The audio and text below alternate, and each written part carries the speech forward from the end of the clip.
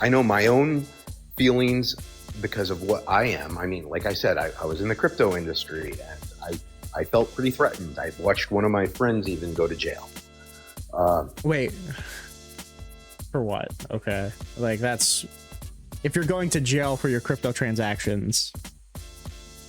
No, what he did was he had a business where, and I'm not sure all of the legalese of the situation that they used to prosecute him, but I'm very suspicious of that, by the way. He I didn't just get a want license. to be fully transparent. I'm very suspicious of the characterization you just gave to me of that. Quite frankly, you need to subscribe to Ringold.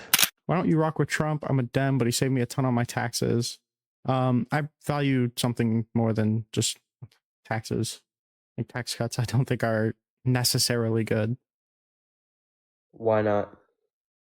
Because I can think of certain circumstances where I wouldn't want taxes to be cut.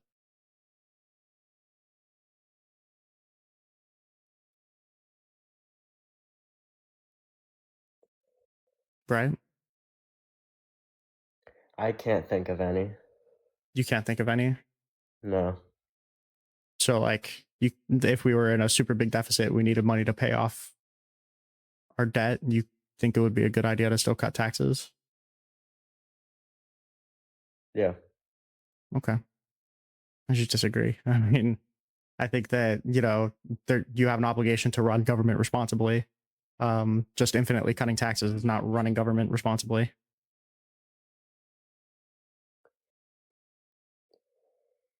On top of all of the other terrible things that Donald Trump has done, right? Like I can give you that the tax cuts probably feel good to certain groups. I would probably think that tax cuts towards the middle class are pretty appropriate, right? But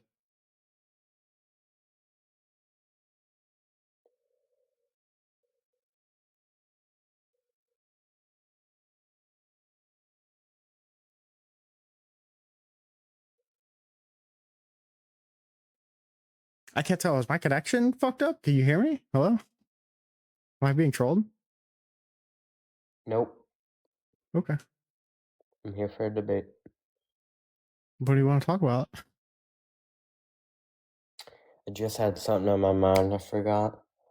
Okay.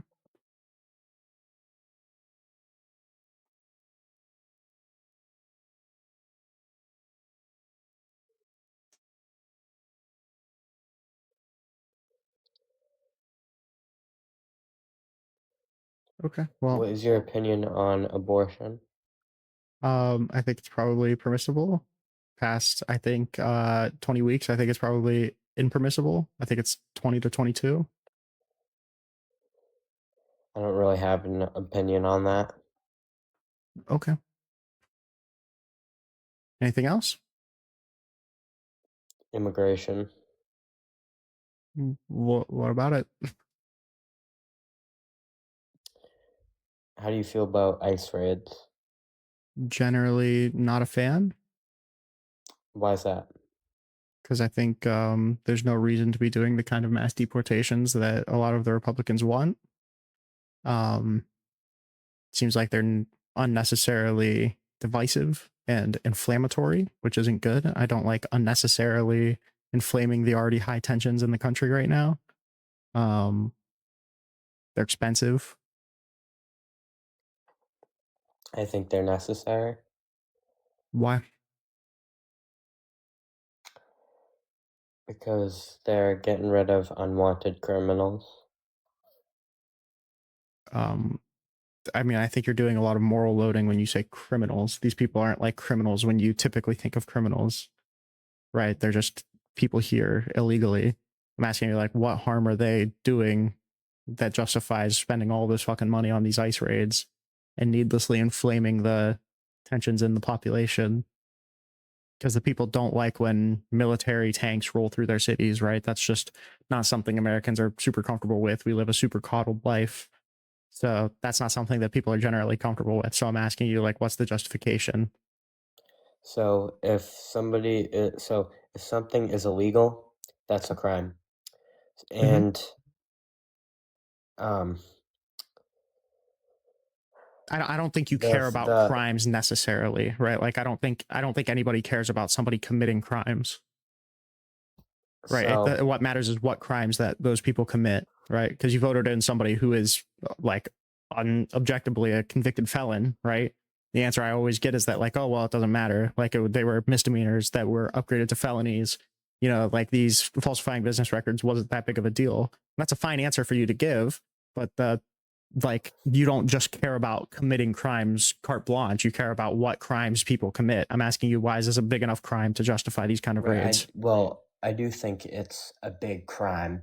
I mean, most of these people are doing this and then also doing bigger crimes like murdering, raping. Sure, but don't you think that they should be targeting the people who are murdering and raping and not just like random people at a Home Depot?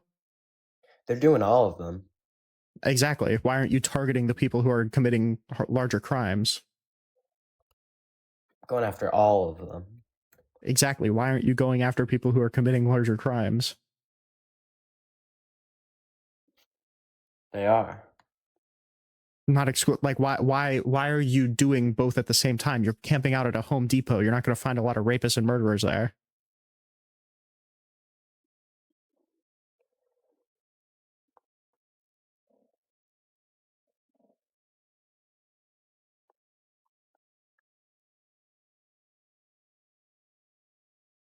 Okay. Well, I love you, buddy.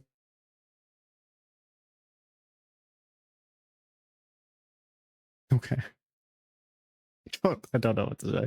I genuinely feel like I'm being trolled because like he goes silent, and I think since my internet's fucked up, like they can't hear me. What's going on? Hey, how's it going? Hey. What's up?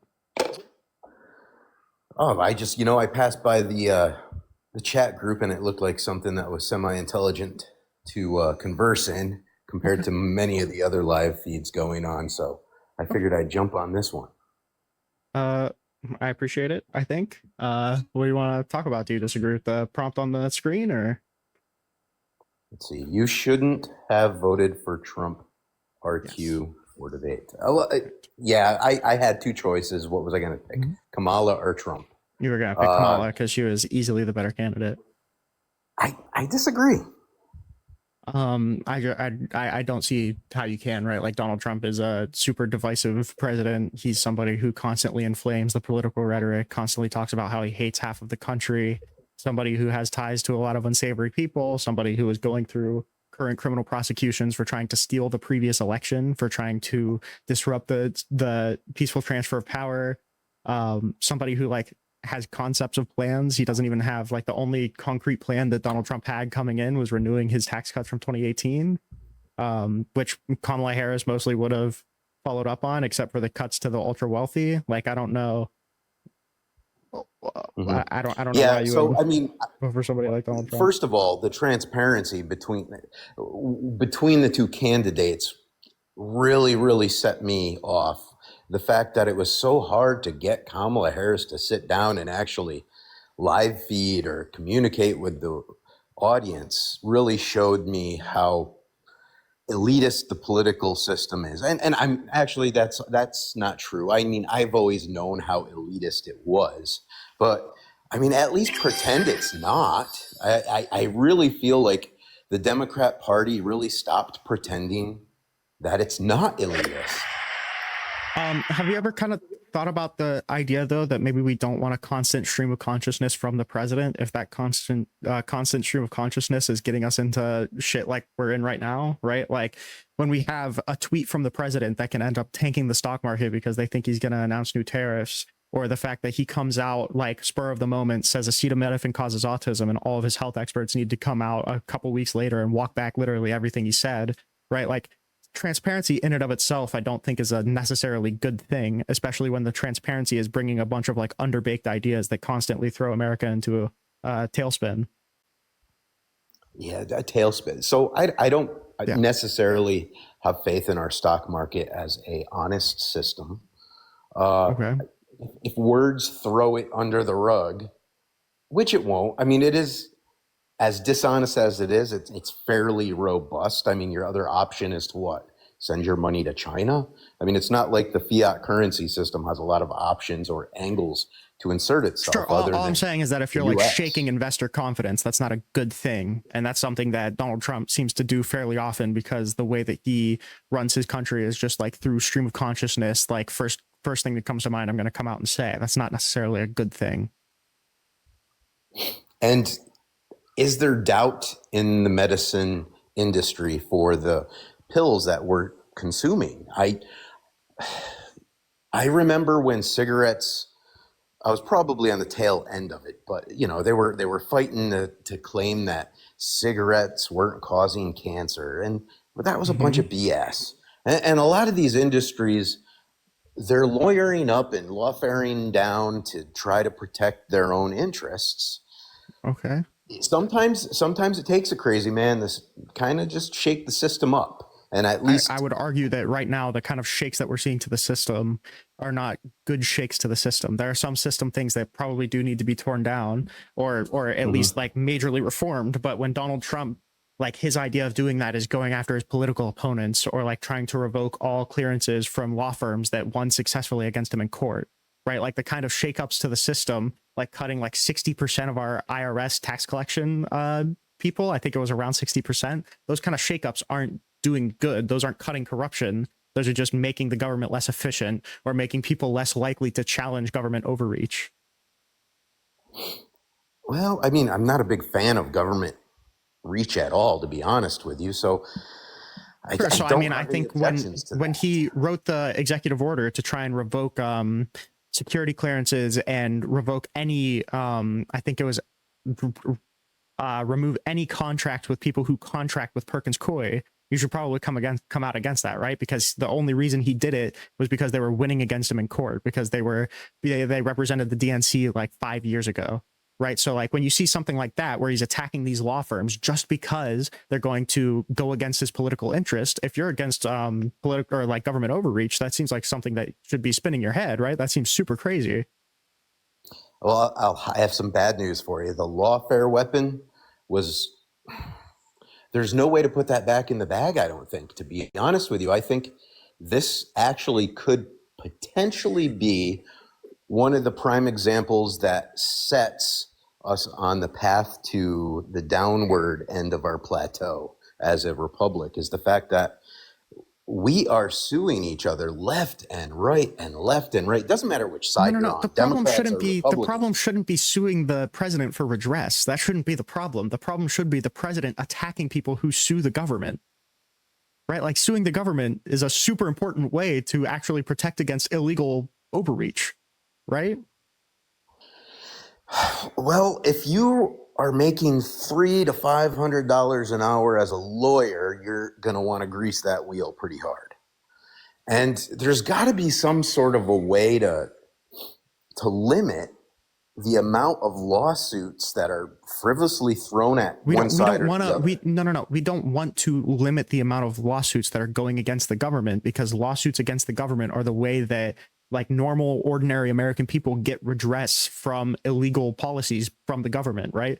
The only way that something goes up to the Supreme Court is if it's challenged up from the district courts or the appellate courts, right? And the only way that happens is through lawsuits or through criminal convictions, right? Like that's what you want. You want like these policies to be able to be challenged so they can get appealed up and actually find out the constitutionality of them.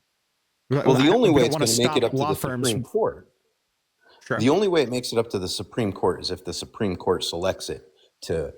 Sure, but if the Supreme Court doesn't select it, then they just remand it back to the appellate court, right? So if the appellate court already decided against it, it's still the same thing. So I'm saying that we don't want to stop people from suing the government, because that's the only way that the people can really get any amount of redress from illegal government overreach, right? So the fact that Donald Trump is attacking law firms and anybody that works with those law firms for the crime of suing him, that's nutty. That's crazy. And if you're afraid of any sort of, or even distrustful of any sort of government overreach, that's something that you should be fighting against, right?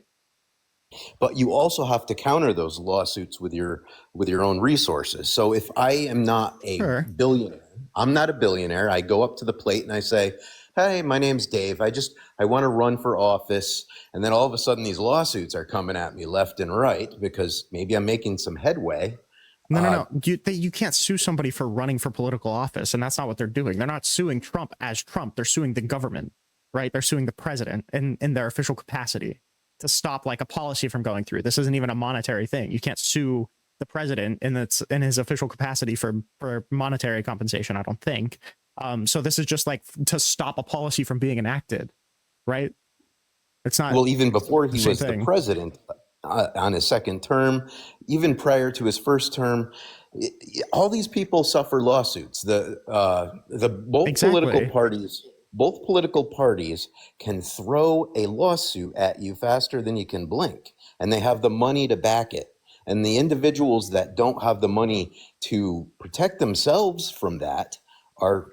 Do you think so the government is one of those people? Do you heal. think the government can't represent themselves in court? Well, the government can do whatever it wants. It's infinite. Exactly. So, like, I don't know why you're bringing this up, but I'm saying that Donald Trump is trying to attack these law firms for challenging government policy. I don't know how that's not scary to you when that's the only redress we have against illegal policy. Other than impeachment, which Congress is doing fucking nothing, it's right? Not that it's not scary. It's not that it's not scary, but I'm just pointing out that, yes, Donald Trump is using the weapon right now. The gun was on the table and he picked it up. But the gun wasn't on the table when he started. Someone else had it. And this pendulum swing is getting higher and higher from both ends. They're both going at it as hard as they can. So my question is like, come to a point where they've crossed the Rubicon. What's an example of lawfare that you saw then, right? Like, because it seems like the only lawfare that I'm seeing right now is coming from the Trump administration. It doesn't seem like there's actually any like concrete examples of the Democrats weaponizing government in the way that Donald Trump is, for political means at least. You know, if you're allowed to put on a costume and wear the boots and hold the badge and go through your wife's lingerie drawer, I mean, they're weaponizing it in many ways.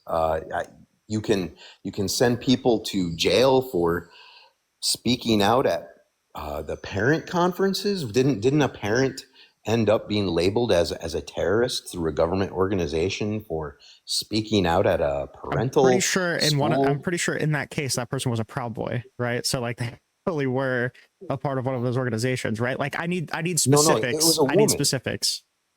It was a woman. I'm sure if you Google it, but there was a school board meeting where a woman spoke up. She was upset about one of those silly subjects like transgenderism or something like that. I need specifics before I look into this, because I know for a fact that like if I actually were to look into this, it's being mischaracterized. I can almost promise you that, right? Like every single time I get brought up one of these things, it's mischaracterized. Are we making a bet? I can't bet on anything. You're not giving me specifics. I need specifics in order to actually look into it. Yeah, I don't want to look into it if I'm on my phone, because then I'd have to come off of the chat. But I know the whole 30,000 view of the scenario was there's a lady, she's a concerned mom or something like that. Hold on. I'm not, all due respect, okay? Our media environments are very different, right? So like, I know for a fact that when you're bringing this up, you're talking about the characterization you're given by other right wingers, right? And I'm not really that concerned about that. I'm more so concerned about what actually happened, right? Like I'm not concerned about like the bird's eye view narrative that you got from TikTok or X about it. Right. And if I go on the computer, what I would do is I would chat GTP. Mother in school board meeting gets labeled as some sort of a terrorist. And something should pop up. Let's see. But that wasn't the Trump administration doing that. That was the former president administration. So it swings both ways in both directions. And the swing is getting harder and more intense. And the lawyers are definitely circling the carcass of the taxpayer like lawyers do. And they're the ones that are making the money off of this. And is there a way to control that? I suppose should be the question. The reason that this happened is the National School Boards Association sent a letter to Biden suggesting that certain groups be labeled as potential terroristic threats because they kept threatening people at the school board meetings, right? So they would be like labeled as somebody of interest, and this is just the overview that I'm getting from Google. Like they would be labeled as a potential threat because a lot of these people were going to school board meetings and threatening the people, right? Or making threats towards like people in authority. Yeah, from what I'm aware of, there was mention of being hostile towards the transgender ideology being taught in school, and that was a no-no for that period of time. And that so like I said, you'd have to give me a specific case and I'd have to look into it, right? Because the characterizations that I'm given, I have a feeling you're being given are just not good. Yeah, well, but you can't disagree that both sides are using lawyers in rather large numbers to attack the other. And well, hold on. So I don't disagree that a lot of people are suing people. I do disagree that it's used to attack, right? Because a lot of the lawsuits against the government right now, including the ones filed by Perkins Coie, were not to attack a particular person. It was to put an injunction on whatever's happening. It was to stop a particular governmental policy. That's not hurting anybody. That's just stopping somebody from being hurt. That's not an attack. That's defense, right? You can sue somebody defensively to prevent something from happening to you, right? And a lot of the cases that are happening right now against the Trump administration are to put injunctions on governmental policy and not to, put somebody in jail or get a fuck ton of money or whatever. Well, I'm pretty sure you can also use it offensively as well when you're in power. Trump's not using it defensively in power. He's trying to revoke government contracts. Yeah, sure. I would argue the only people that are using it offensively in power are the Republicans right now. It's Donald Trump. I wouldn't say, I've never seen anything like the executive order to investigate Chris Krebs, right? Like signing an executive order to investigate one particular person or revoking grants from law firms that win against you in court, or like the investigations into James Comey have been fucking nutty, right? Like, and they've already been thrown out like because of how bad the legal argument was, right? We're not seeing anything like that from any other administration. I don't know. I think last administration used a lot of lawfare as well.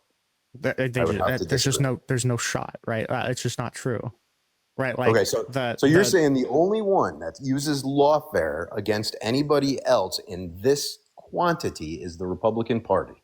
It's Trump's administration. I don't know how much culpability I would put on the Republicans as a whole, but it's Trump's administration. Yes.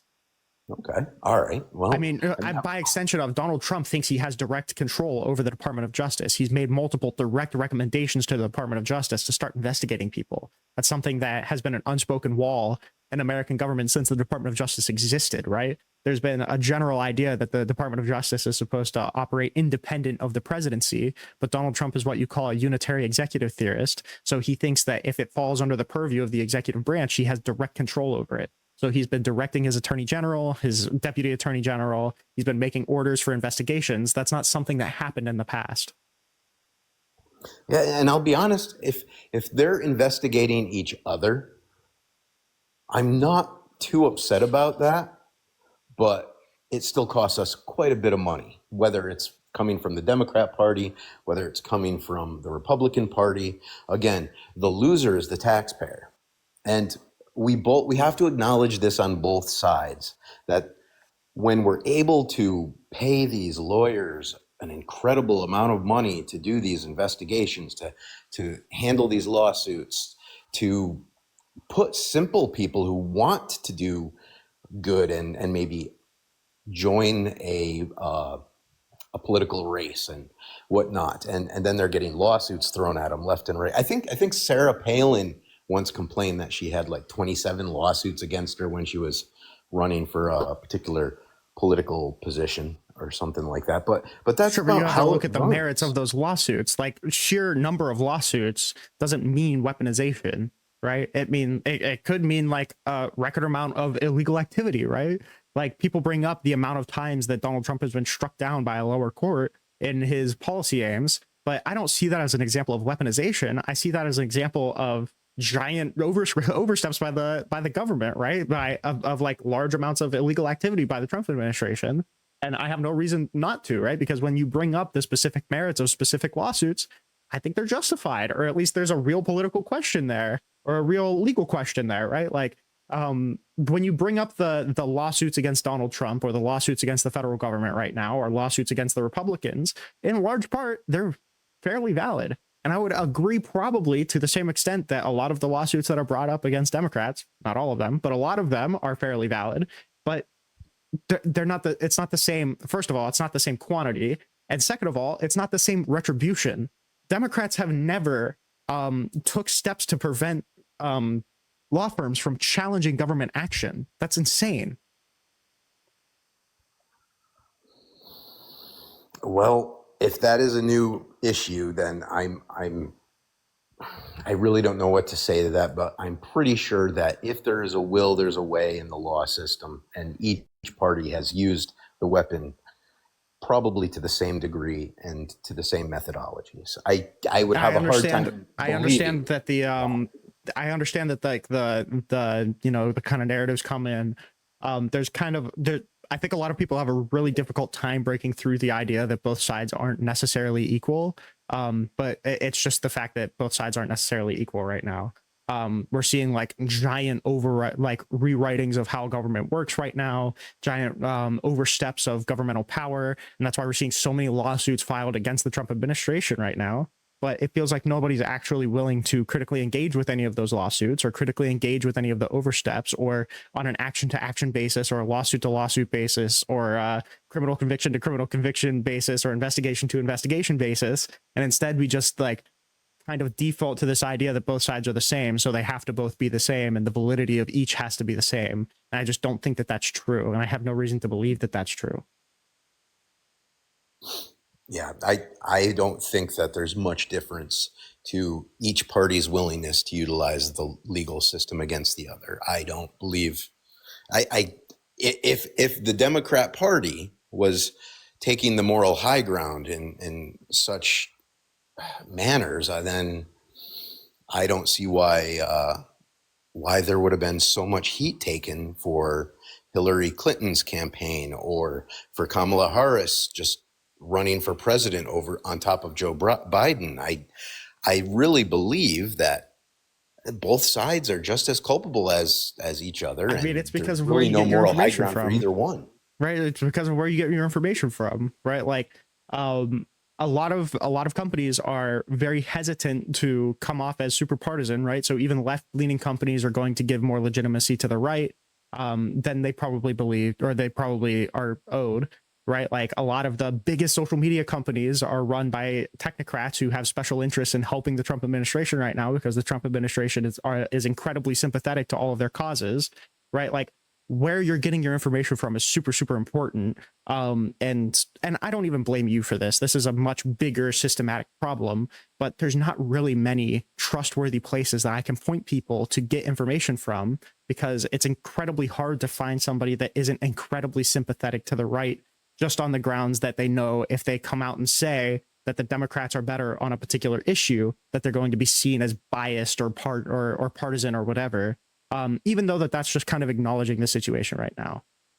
That's kind of the biggest problem. A lot of people will shit on you for it, but I think going to AI is actually not the worst resource that you can go to. Just making sure that you don't put in like a leading prompt, and making sure you actually go and look it up after, right? So there's no problem in typing in ChatGPT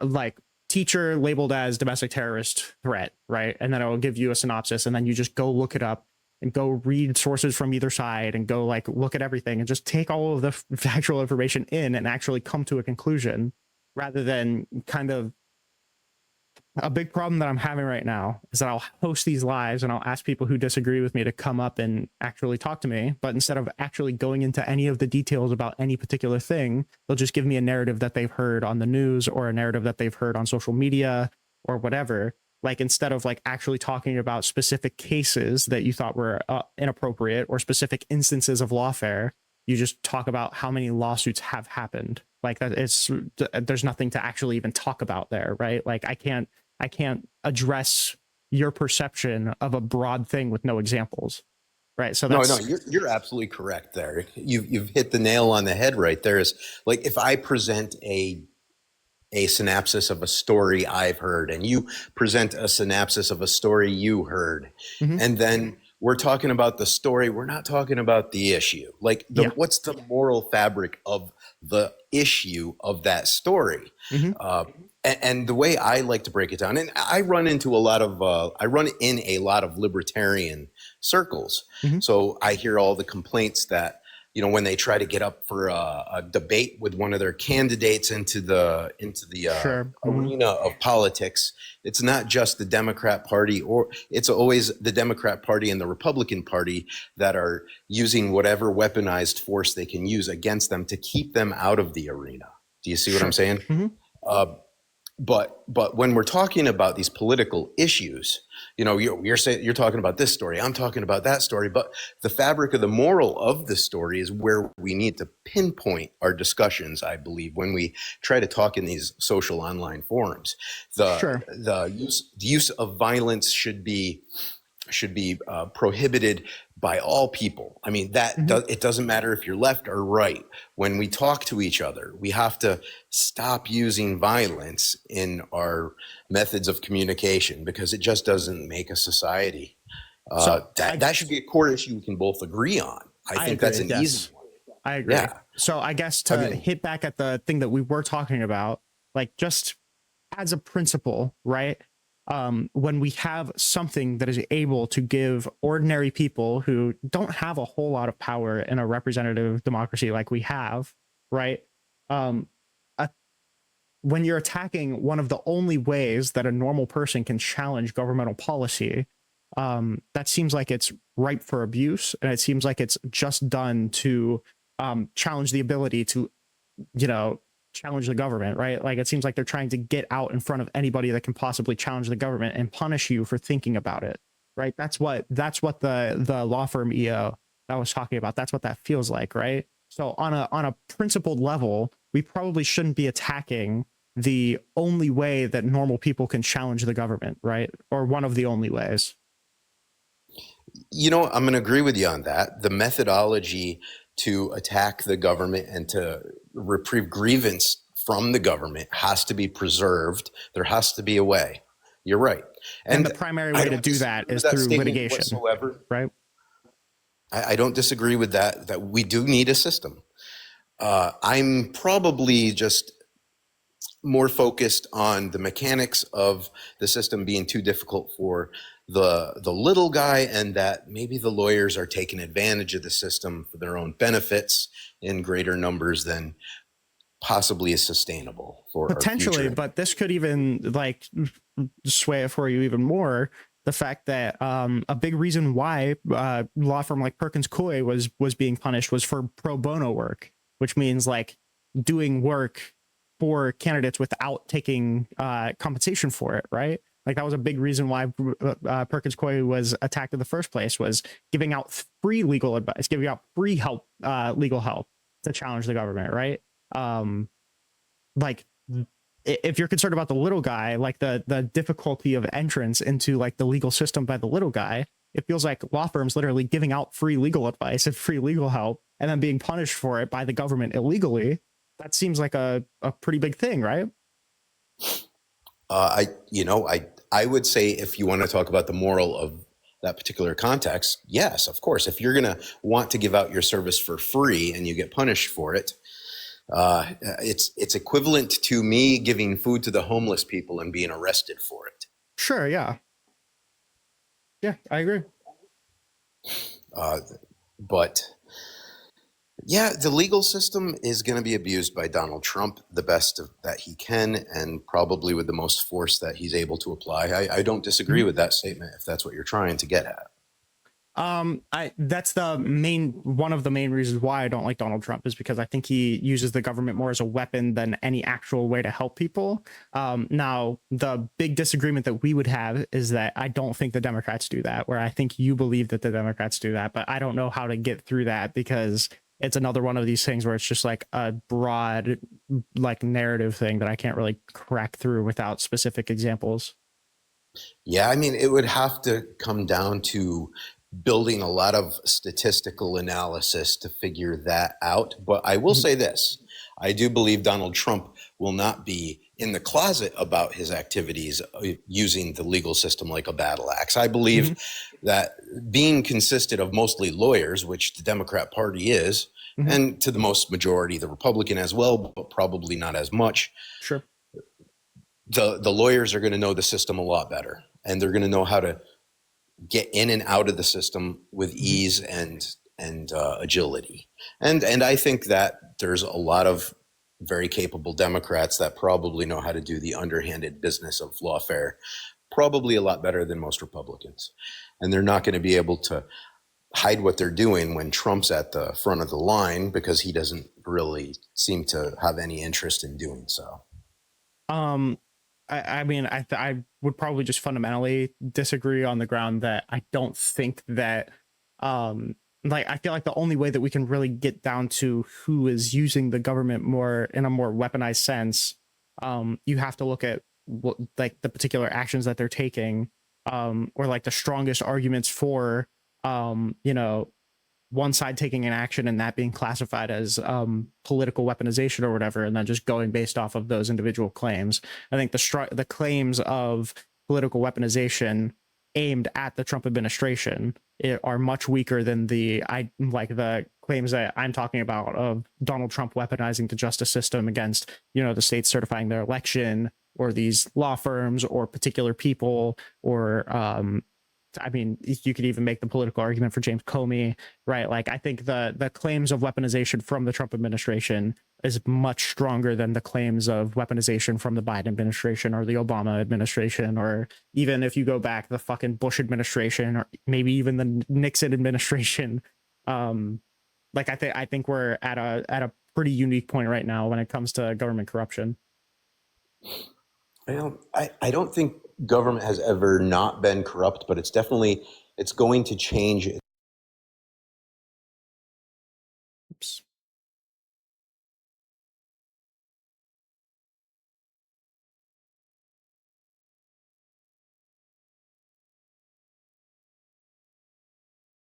I don't know if you know that you exited the app, buddy. But... Oh, sorry. Can you hear me now? Yes. Yeah, okay. Yeah, my low power came on. Anyway, like I was saying, I was a Bitcoiner going through the Biden administration. Things were starting to get a little spicy for our type, you know. And once Trump did come into office, it was a breath of fresh air in terms of that legal scope, because you didn't have to worry so much about your transactions or where you're getting your cryptocurrency from or whatnot. And I mean, I think that's probably not so great of a thing, right? Like, I think you probably should be worrying a little bit when it comes to Bitcoin on where those Bitcoin are coming from, right? And then, like, having a president like Donald Trump who's doing the Trump coin, so he could basically solicit unidentifiable donations. That seems incredibly corrupt, right? Like, I don't know if that's something that should be held up as a good thing. Well, I was thinking of it this way. Like, if I bought a finger painting from Joe Biden's son, I could probably have made a lot of money if Kamala Harris got into office, but that would be very limited to who can purchase those finger paintings. And I can buy Trump coin as an anybody. And if I think that there's going to be some corrupt way to boost the price of Trump coin, then I'm kind of making a bet. And it's a reasonable bet. I think it's a reasonable thought process that most Democrats are having with that, because I do believe it will definitely take a nosedive when Trump leaves office. But if you think it's going to go up in value, at least you have access to the Trump coin and you can benefit with it and make that bet. But, you know, when it came to the finger paintings, I had no access whatsoever. And are they both corrupt? Yes, they are. You're right. I think one is incredibly more corrupt, right? Like, you could track the money that's going to Hunter Biden, right? You can't track the people who are buying Trump coin, right? That's kind of in the nature of it. No, I don't. I think the purchasers of the finger paintings were anonymous. Anonymous potentially, but they're not using like end-to-end encrypted. services, right? Like you could find who purchased this thing. But then Also, that I'm not comes even down certain to that the it was debate. anonymous. That comes down to the debate. Like, should I have so much of the ISOR on me when I use my money? Should I be able to freely transact with money as I see fit? Should I have to report every transaction? Well, one of the big reasons why we do that is like, especially in regard to campaign donations, is because if somebody is paying like millions and millions and millions and millions of dollars to get somebody elected for preferential treatment, that's incredibly corrupt. That's how, you know, countries fall. We don't want that. And I don't think there's any way around it now.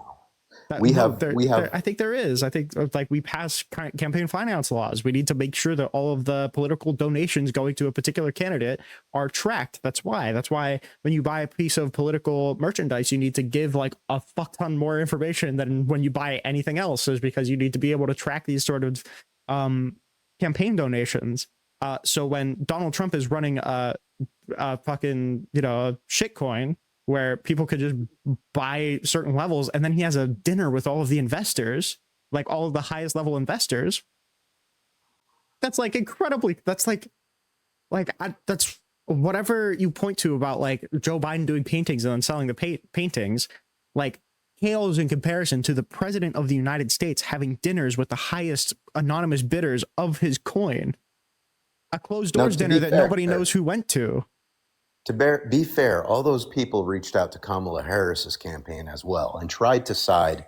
Most of them tried to side with the Democrats at first. They're limited, though. They're limited in how much they can do that, but not with the crypto coin, right? They're not limited with how much they can give to the campaign through the crypto coin. When you're doing donations to the Democratic Party, you're limited by our campaign finance law litigation or campaign finance laws to how much money you can give or how much support you can give to a candidate.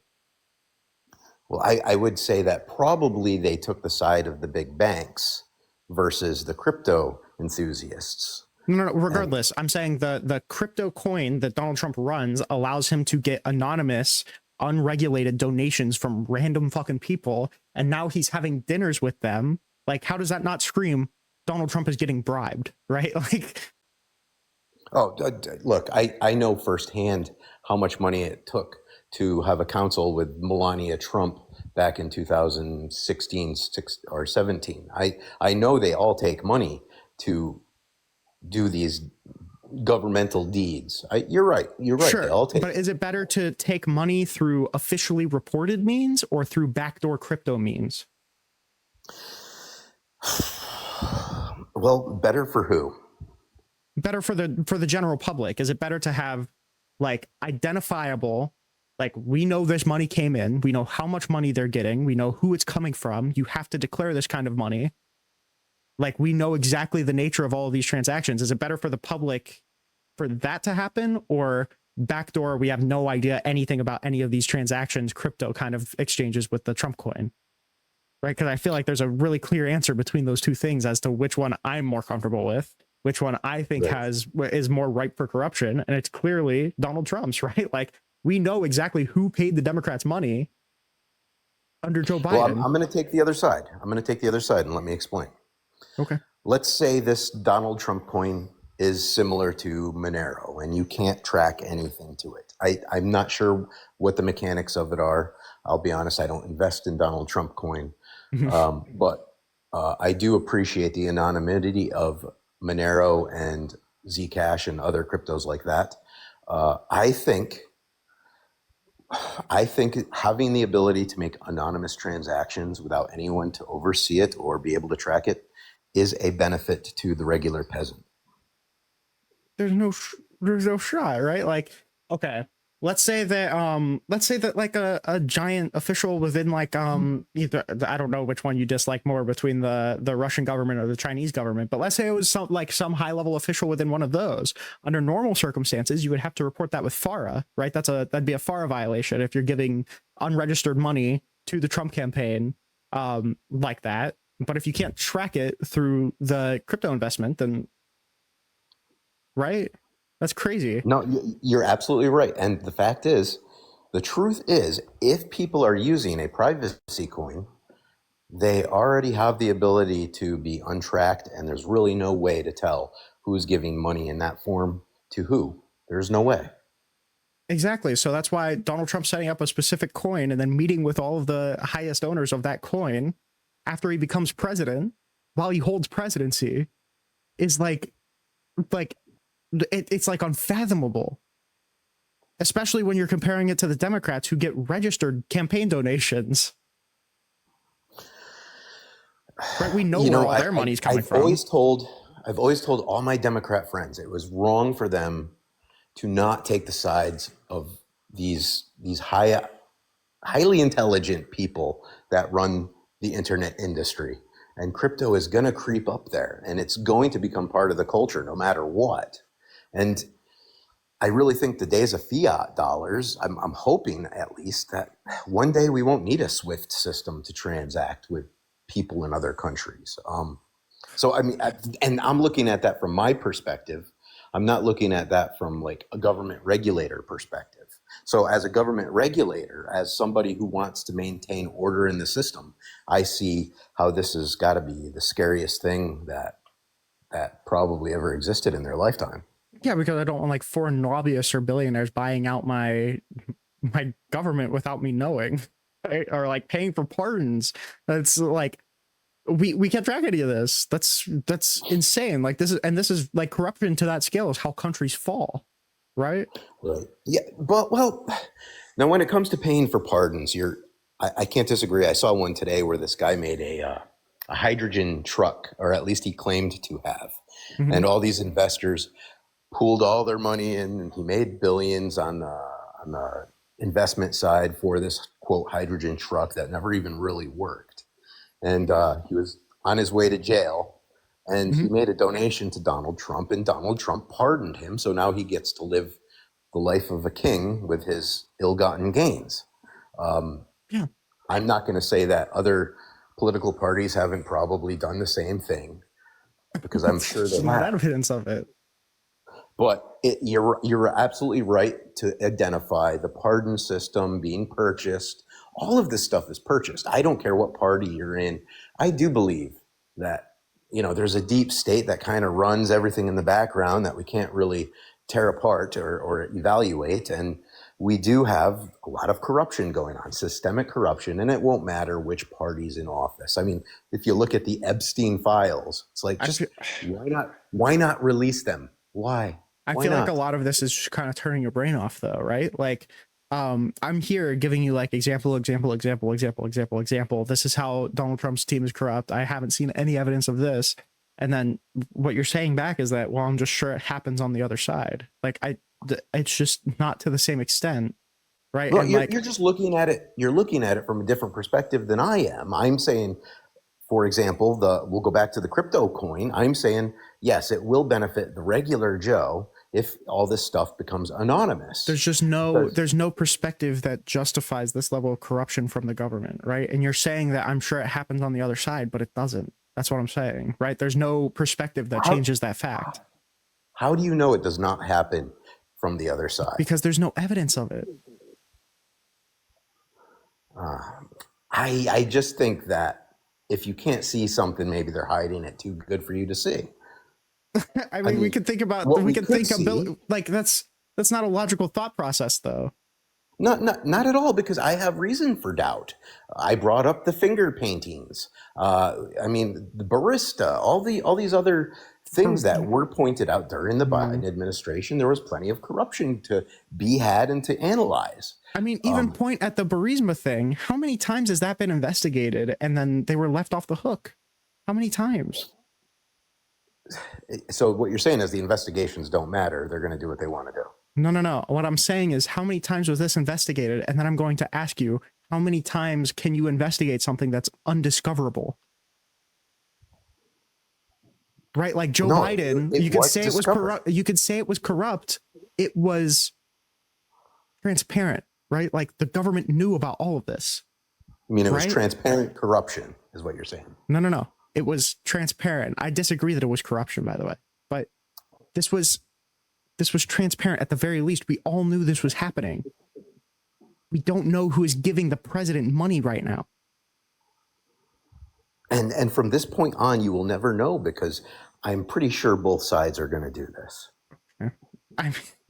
I just can't say, I can't say anything to that. Say, I'm pretty sure the Democrats are going to do it in the future. Why wouldn't they? Because we have no reason to believe that they will.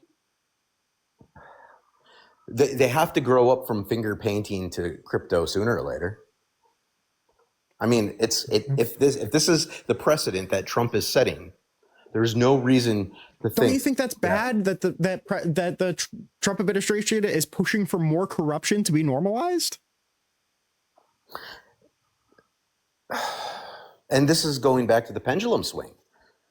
This is going back to, it's going to get worse. The next team that comes in, they've learned from what has happened here, and they're going to build on that. This pendulum, whatever pendulum swing you're talking about was maybe swinging 1 degree to 1 degree to 1 degree. And now that Donald Trump is in office, it's like at 100 degrees. Okay. So like a pendulum existing, like corruption within the government existing, doesn't justify Donald Trump to come in and blow up the entire government and make it infinitely more corrupt. I don't even think it's infinitely. I wouldn't say infinitely. We're going to grow from this experience.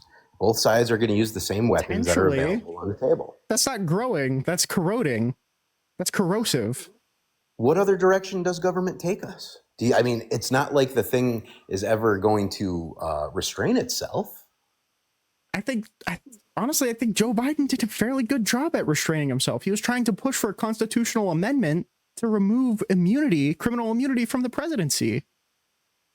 Right? That's the definition of restraining himself, or like getting rid of the emergency powers that he had based off of COVID, which Donald Trump criticized him for. Right? That's Joe Biden limiting himself. Now, was it Joe Biden? Hunter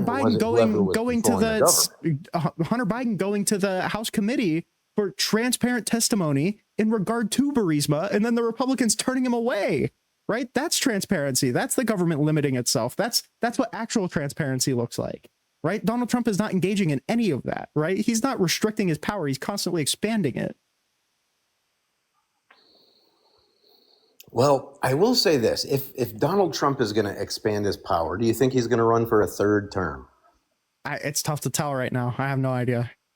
Is there any legal possibility that he could actually do it, though? I mean, I thought there was no legal possibility that he'd be. I thought there would be no legal possibility to where he could run for this term, because he tried to subvert the results of the last election of 2020. So I thought that there was no way he would win this term, and he did.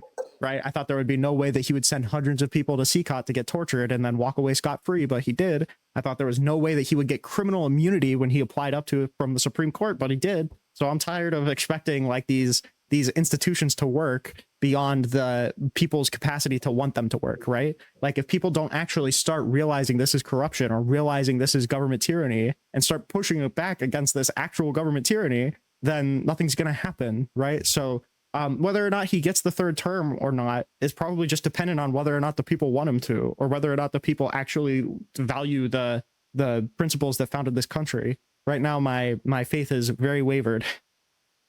So your faith is wavered now, but it was not wavered then, correct? So you're saying the system worked up until the point where Donald Trump stepped into office. Not perfectly, but it worked a lot better than the destruction of the system that we're seeing right now.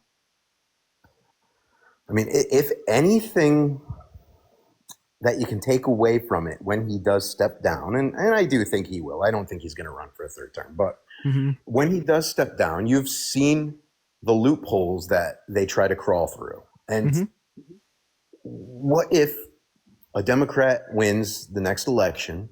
Do you think that Democrat is going to run to close all those loopholes? It depends on what kind of government it depends on what kind of Democrat we see. If we see somebody like Jasmine Crockett, no. If we see somebody like a Pete Buttigieg, then probably. Well, it's but an at the same interesting time, thought. keep in mind, like I appreciate like you tried to pump me full of optimism, right? But it's kind of like it feels kind of bad that the response to this like super clear government overreach and corruption is like akin to a home invader, you know, like breaking through my window, unlocking the door, turning off all the cameras, and then hovering over me with a knife and then saying, I'm not going to kill you. Like I don't think I can. The cops are already on their way. But isn't it crazy how easily I got into your house? Like it's just, it does not give me any restitution. Yeah. I don't think. In the IT industry, we call that penetration testing.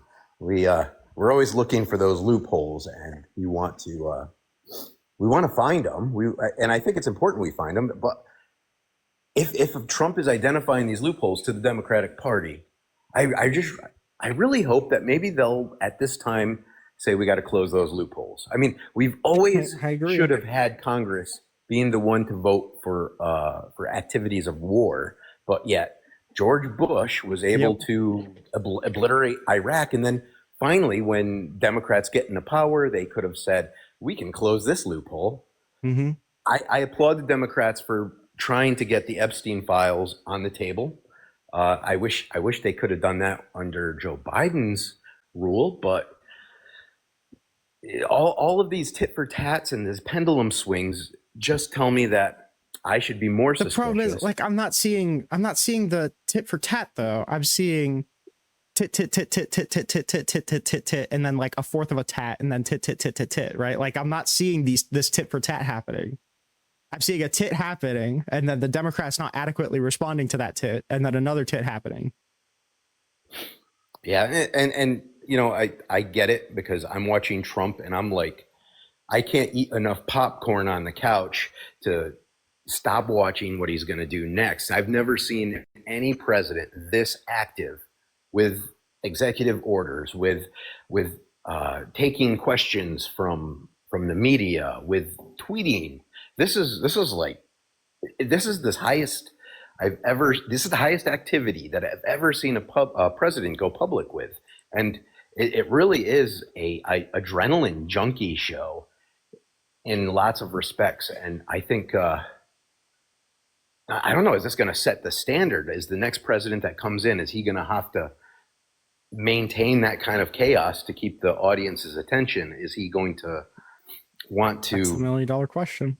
You know, I mean, like, there's the pendulum swing. Is it going to get hotter and hotter, higher and higher, and harder? Or is somebody going to be able to ease this back down? And I don't think I've ever seen the easing happen in my lifetime. So if I were to ask you, who do you think was more likely to ease us back down between Donald Trump or Kamala Harris? Who do you think it would have been? If you were looking for the status quo that carried on what the Joe Biden administration was doing, you'd want. Well, we're talking Kamala about Harris. just like heat, right? Like, everything is heating up. We're seeing a lot of heat happening in the political environment right now. Yeah. Who do you think was more likely to cool it down? Well, you would have seen a lot less of our government had Kamala Harris won. I will say that. I think we also would have seen a lot less like constant divisiveness and calls for death, right? If Kamala Harris had won. You know, Right. I would have to say, like, I know my own feelings because of what I am. I mean, like I said, I was in the crypto industry, and I felt pretty threatened. I've watched one of my friends even go to jail. Wait, for what? Okay. Like, that's, if you're going to jail for your crypto transactions. No, what he did was he had a business where he created these things called ATM machines that worked both ways instead of one. And what do you it's mean? A long story, wait, when you say both ways, what do you mean? Crypto in or money out. So you could literally put your crypto. You could already do that with ATMs. Yeah, you can do that with ATMs, but when you're talking about cryptocurrency, like, you put your cryptocurrency into an ATM and you get money out, it's a different category than just saying you can put money in and just get crypto and that's it. What law did he break? Technically speaking, the legalese, for some reason that was a bad thing, and he didn't do something right. And I'm not sure all of the legalese of the situation that they used to prosecute him, but I'm very suspicious of that, by the way. He I didn't just get a want license to be to fully transparent. I'm very suspicious of the characterization you just gave to me of that. Well, have you ever heard of money transmitting licenses? Not by name. Well, all right. So every state has its own money transmitting licensure. So if I were to send money out in people's names or for other people, or have some sort of a business where I collect a profit off of a monetary transaction, I need to register as like a licensee. Yeah. And each state has its own regulations. And these laws, I mean, if you're actually making good money on the process, you're going to catch attention. So you better have all your ducks in a row. And in the crypto industry, the legal framework of the whole industry is kind of Wild West. And, you know, I mean, just, you're going to get some casualties with that. Okay. But nowadays, I just don't see anybody really worried. Do you think that the government should be going through things like that, though? Like if you're feeling threatened about that, that seems like you should probably clean your act up, right? Like, I feel like that's probably something that I would want the government to be going after. It's like unsecure bank transactions. Well, let me ask you this. I mean, should people be allowed to use their money however they want to, as long as they're not committing violence? Not necessarily. Why? Because if you're using your money to fund illegal activity, that's not good, right? Okay, what if you're not using your money to fund illegal activity and you're still being scrutinized and condemned? Scrutinized and condemned? That's super vague. What do you mean scrutinized and condemned? Well, let's say... Like, I'm fine with the government tracking where my money goes. I'm fine with that. You're fine? Okay, I'm not. I mean, that's just a difference between the two of us. Well, because I understand what happens if that... I understand what happens if that doesn't happen, though. Right? That makes the government incredibly less likely to catch a bunch of drug smugglers or human traffickers, or like a lot of these people are concerned about tracking money. It removes the government's ability to actually combat, you know, the underbelly of the crime world as well. On top of that, it helps us with corruption. It helps people actually need to register as lobbyists or as foreign lobbyists or campaign donations. Like tracking money is necessary for catching all of that, right? I understand the world that exists if the government doesn't track these sort of transactions.